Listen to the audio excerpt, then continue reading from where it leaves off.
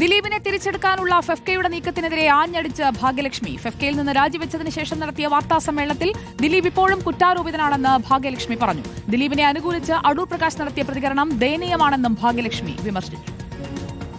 അന്തിമവിധിയല്ല വന്നതെന്നിരിക്കെ cinema സംഘടനകൾ വേട്ടക്കാർക്കൊപ്പം നിൽക്കുകയാണെന്ന് ഭാഗ്യലക്ഷ്മി ആരോപിച്ചു. ദിലീപിനെ തിരിച്ചെടുക്കാനുള്ള ഫെഫ്കയുടെ നീക്കത്തിനെതിരെ അതിരൂക്ഷ വിമർശനമാണ് ഭാഗ്യലക്ഷ്മി നടത്തിയത്. വിധി വന്ന അടുത്ത സെക്കൻഡ് സെക്രട്ടറി പറയുന്നു, അപേക്ഷ കിട്ടിയാൽ ഉടൻ പരിഗണിക്കും.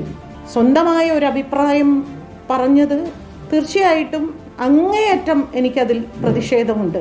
വിധി വന്നതിനു ശേഷം സിനിമാ സംഘടനകളിൽ നിന്ന് ആരും അതിജീവിതയെ വിളിക്കുകയോ ആശ്വസിപ്പിക്കുകയോ ചെയ്തില്ല.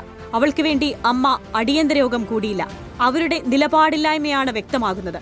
അതിജീവിത നിശബ്ദയായി പോരാടുകയാണ്. ദിലീപിനെ അനുകൂലിച്ച് അടൂർ പ്രകാശ് നടത്തിയ പ്രതികരണം ദയനീയമാണെന്നും ഭാഗ്യലക്ഷ്മി പ്രതികരിച്ചു.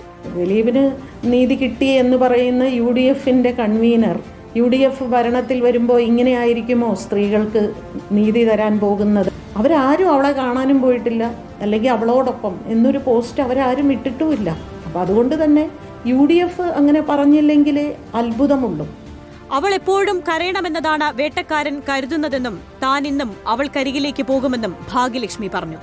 റിപ്പോർട്ടർ, കൊച്ചി.